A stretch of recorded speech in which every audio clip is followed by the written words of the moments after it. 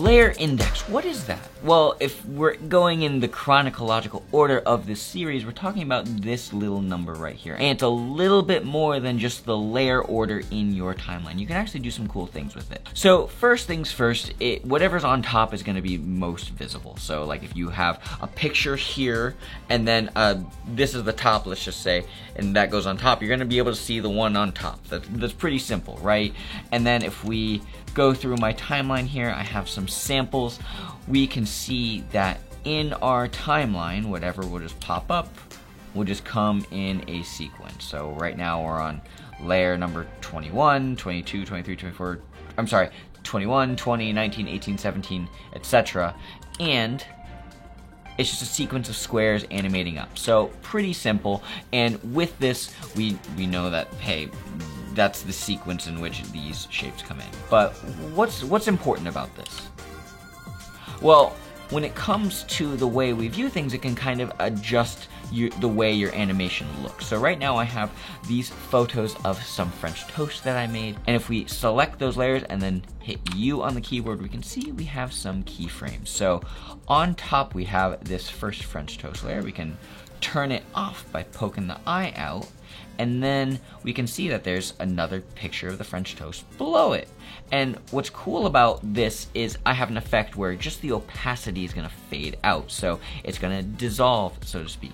Let's set our in and out point, so we'll go to the beginning of that frame, hit B on your keyboard, and then we'll go to the end of those photos and hit N to set our work area.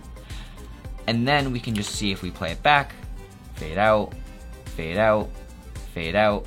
I like French toast and salmon and ribs, apparently. So with this, we can see that we have something on top and then sort of dissolving away. So if I were to get rid of these, we can see that, hey, there's the rib photo. Let's just turn all those back on.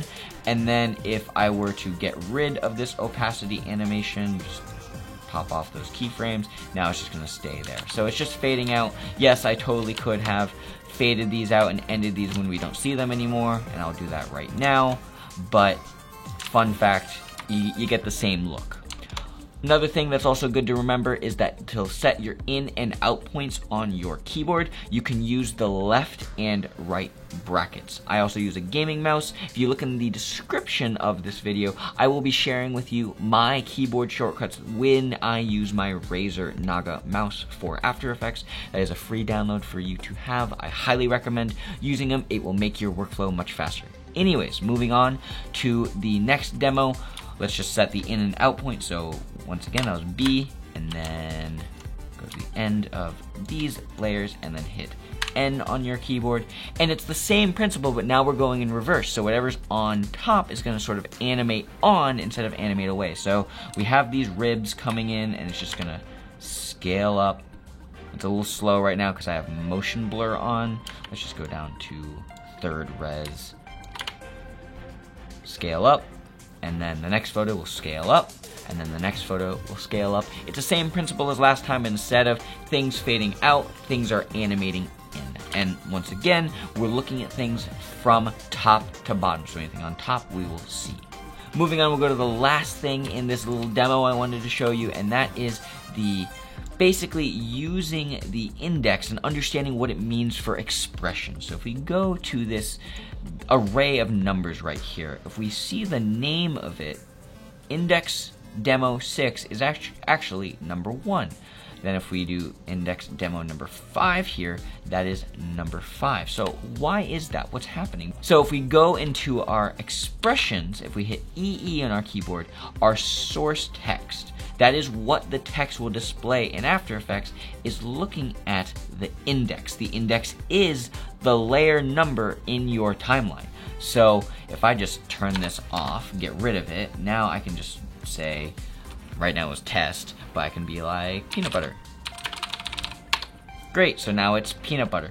But if I set this index, the source text, to be the index, it's going to be number 6, because it is layer number 6 in our timeline. And what does that mean for expressions? Well, it allows you to do some cool things like setting random numbers. So we won't get into that now, but it's just good to know that your index, your layer number, the order in your timeline can be referenced in expressions in After Effects. So keep that in your back pocket and chill out for a little bit. I'll show you some cool expressions that you can do with layer index, but it's good to know in your timeline that it's more than just the layer order on your timeline, okay?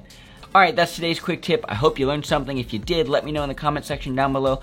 Like if you learned something, and if you need more help, feel free to hit me up on Instagram.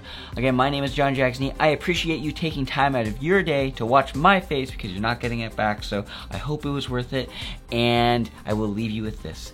Eat 1 gram of protein per pound of body weight. You will make some gains, I promise. Alright, goodbye. Goodbye. Where's my lens cap? Bye. Put the place up.